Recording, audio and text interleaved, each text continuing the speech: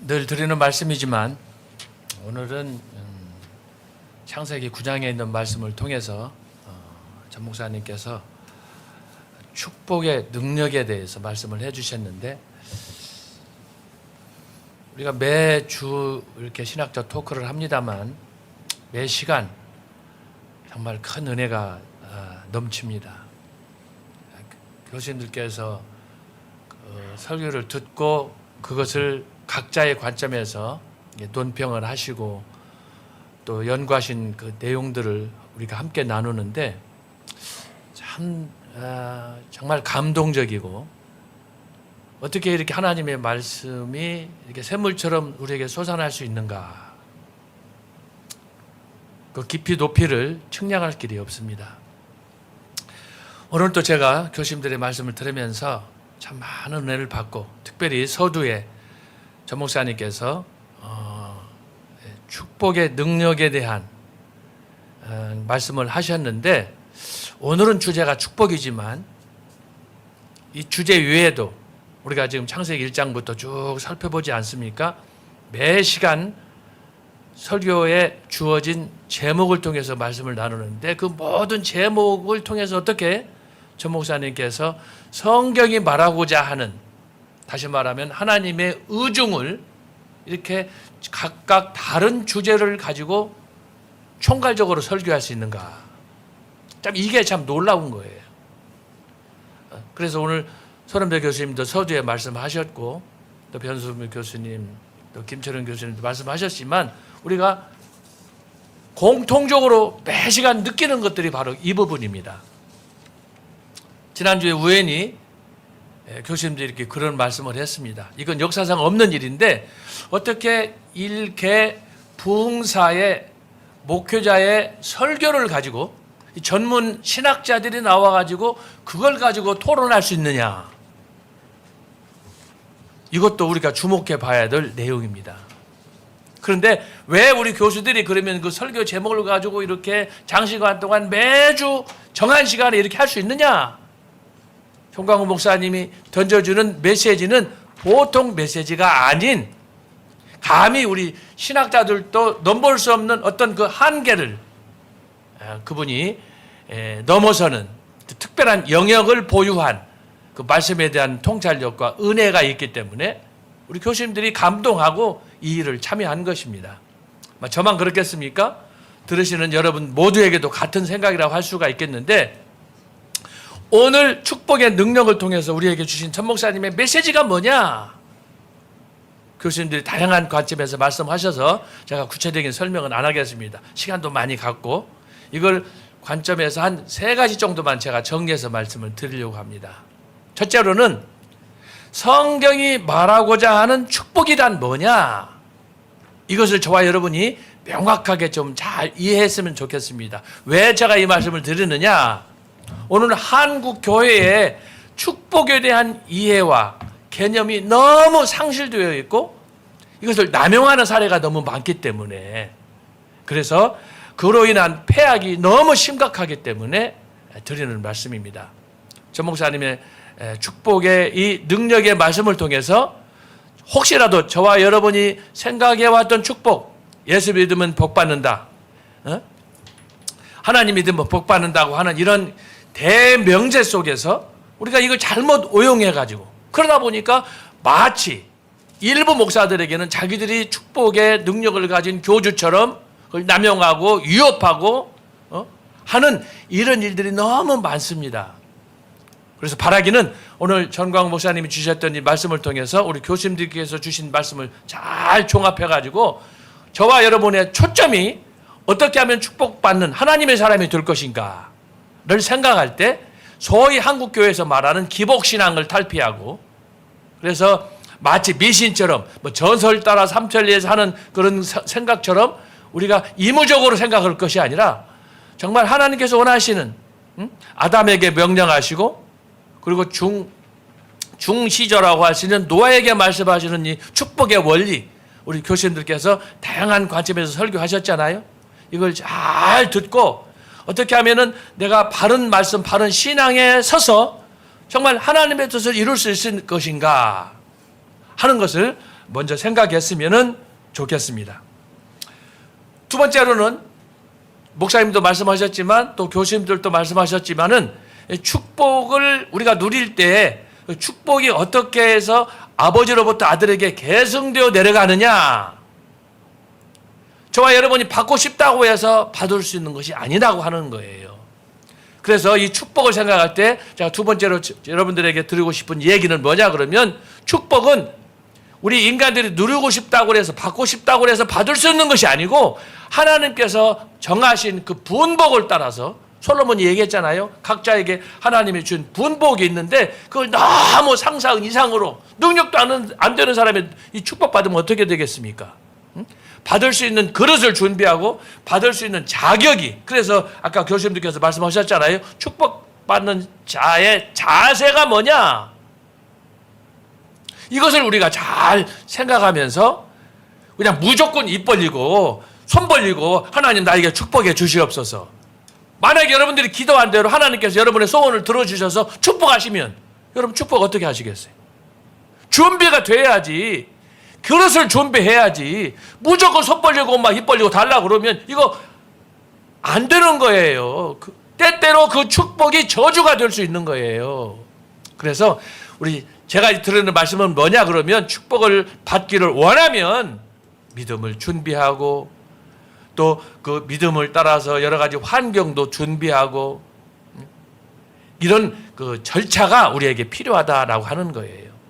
그래서 하나님이 원하시는 그 축복의 원리를 우리가 받기를 원한다면, 여러분들이 축복의 통로가 되기를 원한다고 하면 여러분 스스로, 저와 여러분이 먼저 하나님의 말씀에 굳게 서서, 위로는 하나님의 뜻이 무엇인가, 하나님께서 원하시는 것이 무엇인가를 이것을 늘 생각하는, 여러분 예수님께서 33년 동안 살아가시면서 하나님의 아들로 오셨지만 예수님께서 꿈꾼 것이 뭐냐?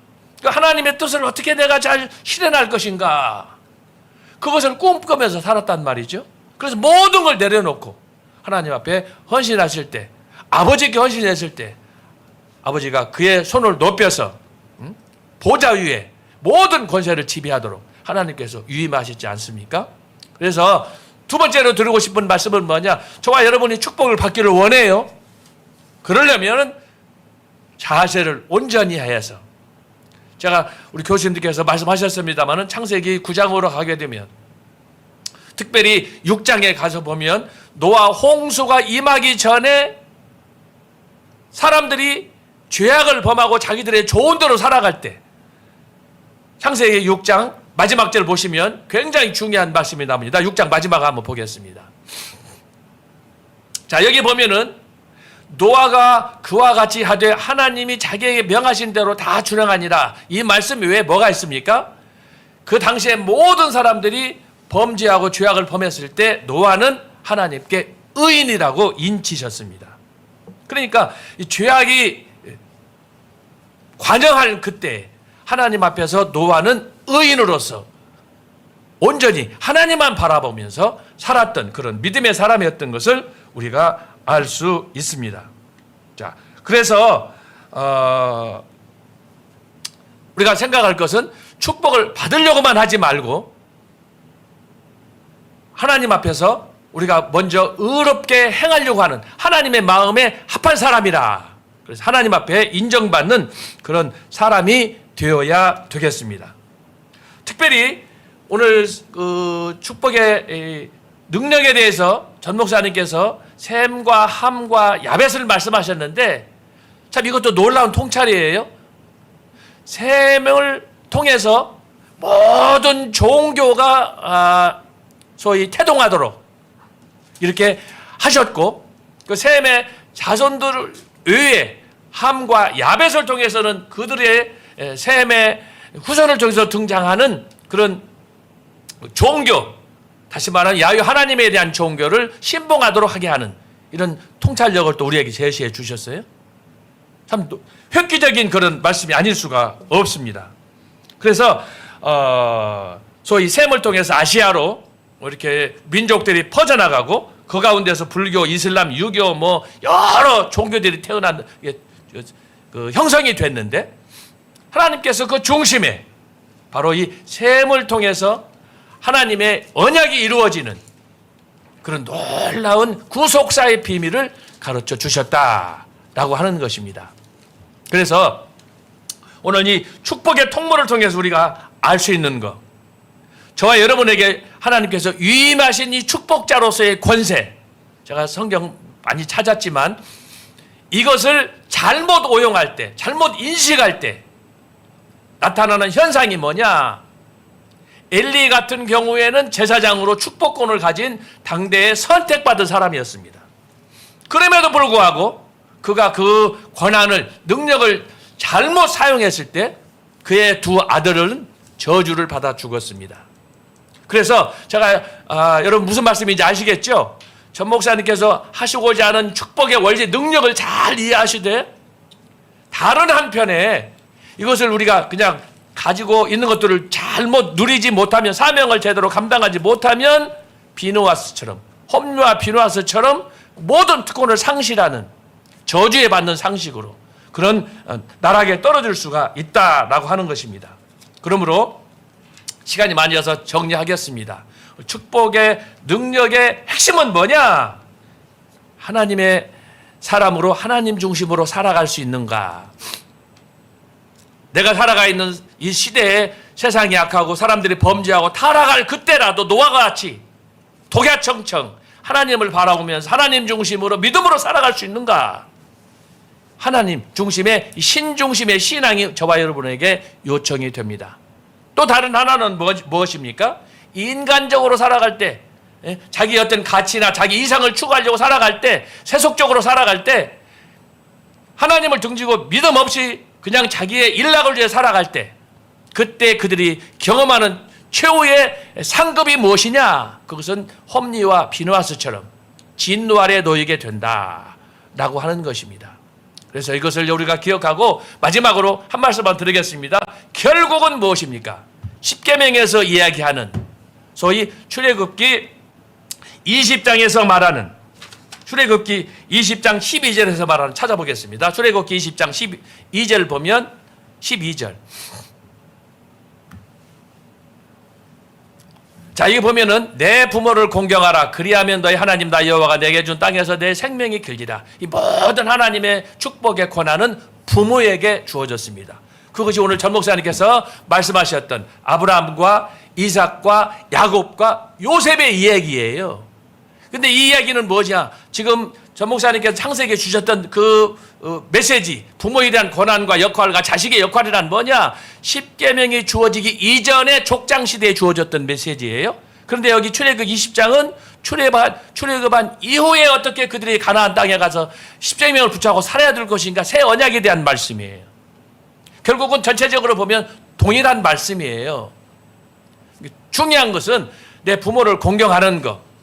그래서 아브라함과 이삭과 야곱과 요셉을 통해서 성취되는 언약의 계승, 이것을 우리가 잘 기억해야 되고, 그래서 제가 아까 참고로 제사장이었지만 엘리의 그 자식들은 망하는, 기득권을 잘 활용하지 못할 때, 그러니까 내가 가졌던 권세 이것만 주장하면 안 되는 거예요. 하나님 앞에서 정신 차려야 되는 거예요. 만약에 우리가 부모를 공경하지 않고 내 마음대로 살아가고 막 함부로 할 때, 자, 십계명 출애굽기 20장 12절에서는 내 부모를 공경하라. 그리하면 너의 하나님 나 여호와가 내게 준 땅에서 내 생명이 길리라. 하나님 축복이잖아요. 그래서 이 말씀을 잘 기억해야 되겠고, 그러나 부모님에 대해서 함부로 하고 부모님을 대적하고, 요즘 시대가 그렇지 않습니까? 부모 형제 없어요. 자, 이럴 때 하나님께서 앞으로 젖과 꿀이 흐르는 가나안 땅에 가서 살게 될 이스라엘 백성들이 주신 메시지예요. 너희들이 부모를 어떻게 공경해야 되느냐? 신명기 21장 보겠습니다. 신명기 21장 18절로 21절. 자, 사람에게 완악하고 패역한 아들이 있어 그 아비의 말이나 그 어미의 말을 순종치 아니하고 부모가 징책하여도 듣지 아니하거든. 이놈들을 가리켜서 저기 양산에 있는 개, 여러분들 잘 아시죠? 개자식이라고 하는 거예요. 네? 여기 부모가 징책하여도 듣지 아니하거든. 탕자 같은 놈이에요, 저게. 자, 18절 19절 부모가 그를 잡아가지고 성문에 이르러 그 성읍 장로들에게 나가서 그 성읍 장로들에게 말하기를 우리의 이 자식은 완악하고 패역하여 우리 말을 순종치 아니하고 방탕하며 술에 잠긴 자라 하거든. 자, 21절. 그 성읍의 모든 사람들이 그를 돌로 쳐 죽이자.